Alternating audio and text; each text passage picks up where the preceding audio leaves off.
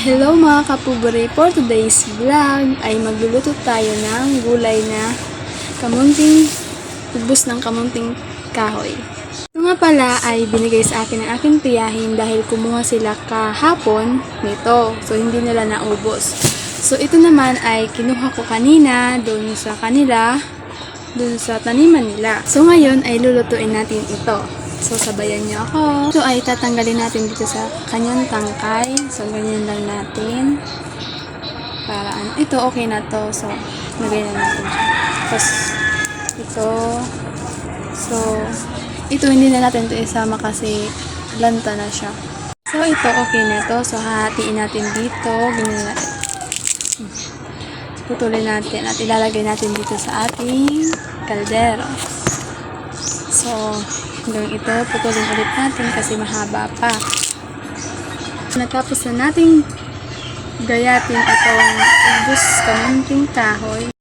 So, ang sunod natin gagawin ay magbabalat tayo ng sibuyas at saka itong bawang. So, ito binili ko sa tindahan, piso isa at saka itong sibuyas. So, babalatan natin ang ating sibuyas.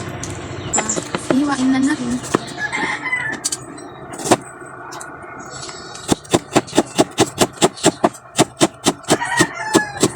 Saka ilalagay na natin dito sa ating kaldero.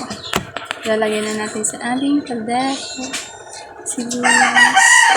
Sunod natin gagawin ay itong bawang naman.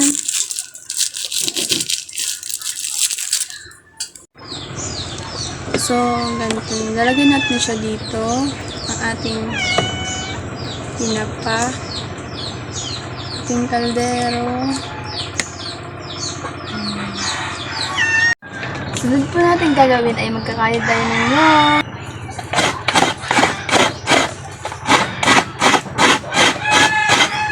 So, mahirap talaga magganito, magkayod ng nyog. So, kung gusto mong kumain ng gulay, kailangan mong kumayod ng nyog. Natapos ko na nga pong kayo din yung nyog mga kapobre, kaya naman dinagay ko na sa planggana upang ito'y mapigaan na. Kuha nga po ako ng isang basong mainit na tubig at itong una kong linagay dito sa ating kinayod na nyog para mas makuha natin yung gata. Ganito rin kasi ang ginagawa ni Papa kapag siya ay nagugulay. Piniga-pigaan ko nga dyan yung ating kinayod na nyog at sinala ko na nga yung ating gata. Yan po pala ay unang gata natin, kaya yan ang mahuhuli na ilalagay natin sa ating gulay. Ang ilalagay natin sa ating kaldero ay yung pangalawang gata. Nagparingas na nga ako dyan at para masalang na yung ating gulay at dahil tanghali na para makakain na rin at uwian na sila Papa. Ilalagay natin yan na kumulo at ilalagay natin yung unang gata. Ilalagay na po natin ang unang gata dito sa ating gulay. Ayan nga po mga kapobre, ay luto ng ating talbos ng kamunting kahoy.